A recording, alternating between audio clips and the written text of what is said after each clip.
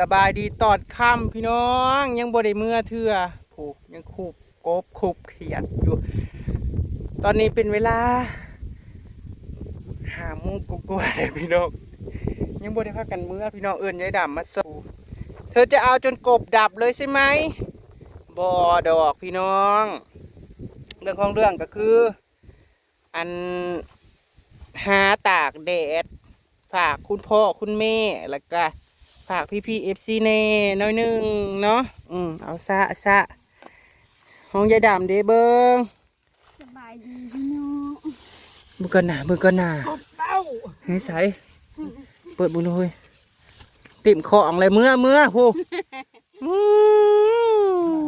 มานำลังได้ดีเลยพี่น้องเอ้ยน้อยกระปูแน่กระปุแน่กบน้ำนั่นแหละนักคึกเนียนเอ็ดมาพี่น้องมาเบากว่าฉันนะไม่อยากจะมาพี่น้องมือนี้มีแต่กบล้วนคลองน้อยกับเต็มของน้อยก็เต็มของง่ายกระเต็มของใหญ่ก็เต็มขึ้นมาก็พูดนี่คืออู้แหละตัวนี้นะใหญ่กระเต็มอุ้ยตัวลุ่มแห่งใหญ่กว่านี้เนาะนะเขาได้อีลุ่มนะเขาเสื่องไว้อยู่โรงงานตัวนี้หูนั่นนี่นะเขาจะเบิ่งอยู่นี่ไปเหม่อไปพี่น้องหาบกบพี่น้องจนคอยได้มาเอาอันนี้กระปูล้วนๆเนี่ยหันหน้ามาดูกันเฮ้ยได้3 คลองมาเนี่ยบริการได้3 ของ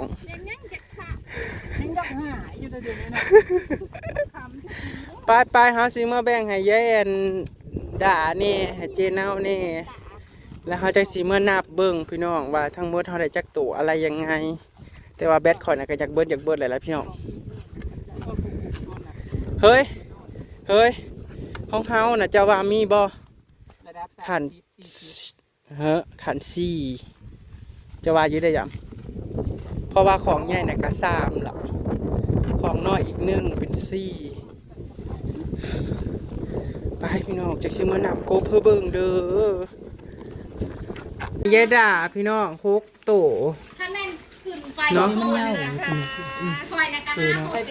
นี่อันนี้ก็กบเบามันยาเหลืองมันมีแต่กบเบาอันนี้กระปุกมีแต่กบเบาปะนี่ก็ประมาณ4 ขีดทุละ4 ขีด5 ขีดไปมือพี่น้องสิมือหานับกบบัดนี้กบอยู่เพิ่นเขียนในปิ้งให้2 เถาสิมานับกบเพื่อเบิ่งได้บัดนี้นับที่ละโตที่ละสิเทบัดเดียวบ่น้องมันสิไปเอ้ยนั่นตัวนึงมันเข้าไปหาขาตัวนั้นน่ะตัวนี้พี่น้องของนี่นะ5 โลของน้อยอีกเนาะเฮ้ยทั้งหมดนะมือนี่นะ2 เท่านะได้อยู่ประมาณ6 โลป่ายเนี่ยเลือดตัวนี้นะจักเมียวกับนั่นมันสิเห็นอีกพี่น้อง2 เท่าโอ้ยจะมาอันนี้เจ้าเห็นเลยเนาะคอยเห็นใช้ตัวของเจ้าเห็นบ่คอยเห็นแต่ทั่วตัวใหญ่นี่ดอกกระตุกใหญ่มันส่วนหลายมีแต่คอยเห็นนี่คือกบขุดล้วนนี่ก็กบเบาใส่น้ำกันรถมีแต่กบเบาอ้อยต่อยพี่น้องนี่อันนี้ขอเห็นนี่อันนี้อีพ่ออีเมมันคือกบทั้งหมดเนาะพี่น้องให้เจเนากับให้เจคำหรือว่าให้ประดาเนาะกาของน้อยนะทุกคนของน้อยตัวนั่นน่ะของน้อยอันกางุ้มงาพูดแหละพี่น้องเนาะกาให้เจด่าเท่าไรเฮ้ย6 ตัวให้เจเนาเป็น14เอานับเบิ้งบัดนี้นับเบิ้งเฮาน่ะถ่ายคลิปไปเลยแล้วก็ถ่ายฮุบเลยคุณมาถ่ายลงที่สุดของที่สุดบ่เคยกดกบได้กบลายป่านนี้จักเทื่อเหมือนครั้งบ่อยเลยทุกคนปัดแต่เกิดมาเฮาก็สิอย่างน้อยก็ของน้อยนึงเครื่องของ ถือว่ามือนีมานที่สุดพี่น้องได้แต่ง3ของเพราะว่าให้แบนยายดำเนาะเฮาก้นให้ยายดำแล้วก็บักลายๆเนาะยายดำเราได้แต่3ตัวแล้วบัดนี้เฮาก็คือความหมายว่าของเฮาน่ะมัน2ของน่ะมันเต็มแล้วทุกคนเฮาก็เลยก้นให้ยายดำเนาะก็คือให้พี่ให้น้องนั่นแหละพี่น้องให้พี่ให้น้องกินเนาะ เอามือนะ นี่คือพวกเขาอะไปขุดเบิด เอา มื ไป อ ติดคลองใหญ่ตัวนี้ได้6ได้5 โล ได้หาโลแต่ของน้อยนะบริ คล ส อ ร้าง ง น้อยนะบริษัทคลองน้อยก็ถือว่าเต็มเนาะทุกคนเนาะก็เบิ่งอ่ะผมจะกบเบาตัวนี้ยูนี่ เมื่อวันดี มั เนาะ นซ่อนดิมืออื่นไปเตอ อือหือ มืออื่น50ใบอีก เมื่อนี้แหละอุ้ยละสมะขาวอุ้ยสวยทีละ เนาะ อืม จะไม่มาตัวย่อย ใช่เฮ้ยตัวของ ส่ เจ้า วนหลายพวกนี้มีแต่กบเบาเด้อ นี่ใช่ตัวของเจ้านะ มันหม่มี โบตัวเรืองๆนั่นเรืองๆขึ้นอันนี้เนี่ยเมียนอยู่ตัวนะ บ่มันอันนั้นแล้วนี่ นี่บ่ มั มันดำแหละ อันดำแล้วคนกว่าทุกคนมีตัวยิ่งๆ อ่า อันนี้คือหาสีตากแห้ง ตากแห้งมาฝากคุณพ่อคุณแม่อุ้ยอันนี้นะ คัก เห็ดโอ้ยรู้ไหวอยู่จะติงลูกจะติงนี่ผู้ว่าเป็นคนน้อ ๆนี่มาสิ ย นับนี่ 1 1 2 3 4 5 6 7 8 9 10 11 12 13 14 15 16 17 18 19 20 21 22 23 24 25 26 27 28 29 30 31 32 33 34 35 36 37 38 39 40 41 ตัวนี้41ตัวแล้วก็ไปบวก บวกอีก 14เป็น55ตัว 55ตัว 55ตัวนี้ยังบ่รวมที่ให้ยายดำเนาะ แม่นยังบ่ได้รวม ถ้าให้ยายดำก็เป็น60อยู่ใน60เนาะ อยู่ในประมาณ60มัน ประวัติศาสตร์ ประมาณ6โลพี่น้องครบมื้อนี้นะ เฮาบ่เคยได้หลายป่านนี้จ้าเธอทุกคนเลยมีครั้งนี้แหละที่ได้หลาย เอานับอีกเด้อ บ่จับออกมันไง จับออกบ่ตัวใหญ่นะเลือกเพราะว่าเลือกตัวใหญ่ออก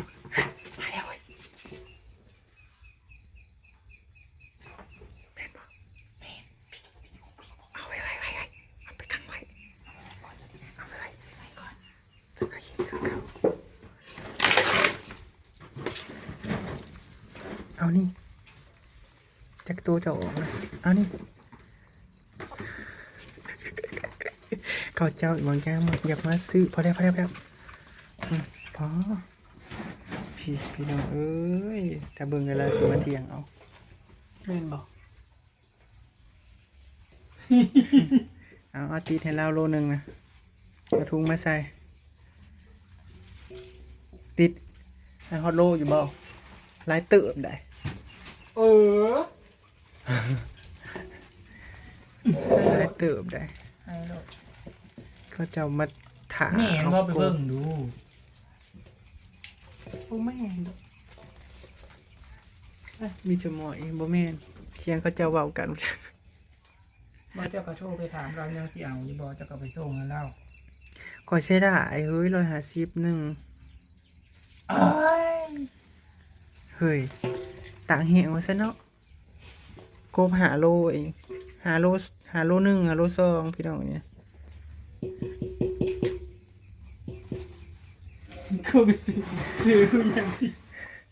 เครื่องเสียงก็เร็วๆไปเนาะเชื่องตะบ้ากบใหญ่เอ้าค้างไว้ซะเฮ้ย ตัวใหญ่ว่าจะตัวใหญ่ตัวน้อยนะว่าจะตัวน้อย เปิดสวิตช์ไฟแล้วดีกว่า เปิดแล้ว นี่ไม่ได้เกิดเปียกเกิดใกล้อยู่ในโรงเรียนทุกคนเลย จนเรื่องอึบเติม ถังต้องถังบอลกว้าง ไปคูดมาอีกที่คือเก่า ๆบ่เด้อไปกินบูด ซีนั่นได้สะ ได้ครบหลายกับบ่จำในสีเฮ็ดกิน ทุกคนนี่นะคู่ฟองคู่แล้วก็ทั้งอัน นี่ถังใส่ในรถเอากระโตโก้ หล่อ ดุนข้าวบ่ ไอเรื่องมันข้าวมันก็ข้าวอยู่แล้วแต่กูว่าไม้ว่ามันแออัดให้ไปใส่คู่น้ำเอาไปใส่ทั้งน้ำทั้งอันที่ในอันห้องน้ำตัวนั้นน่ะทั้งเปล่านะไปขังใส่อันนี้อันโตกบหน่อยนะใส่คู่หน่อยนี่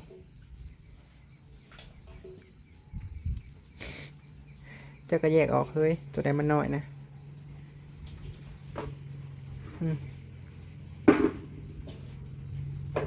แล้วก็คู่ตัวนั้นแล้วแต่ตัวกบใหญ่นั้นใส่อัน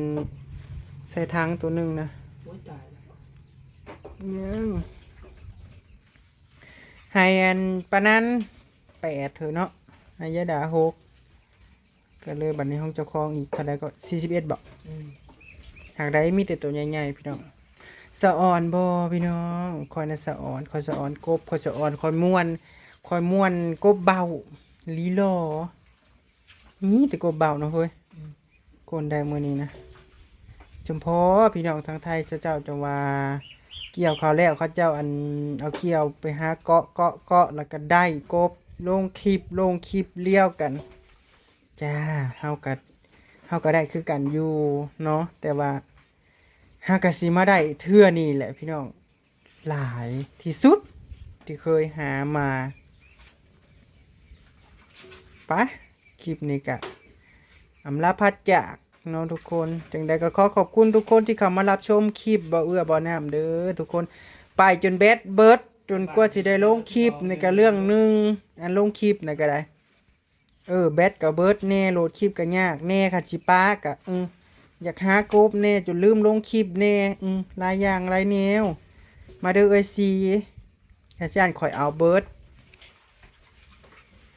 แล้วมีเลส โอเคแหละทุกคนติดตามเบิ่งมื้ออื่นเด้อว่าสิไปเลยละอะไรยังไงเพราะว่าเน่านะบอกว่าชวนอยู่ไปอีกได้น้อยมื้ออื่นพอได้จักเบ้าจักใดแล้วอ่ะ เอากับปิดตัวนี้เอากระโตกนั้นมาปิดเอา ไป นี่ปิดมันเอา โอเค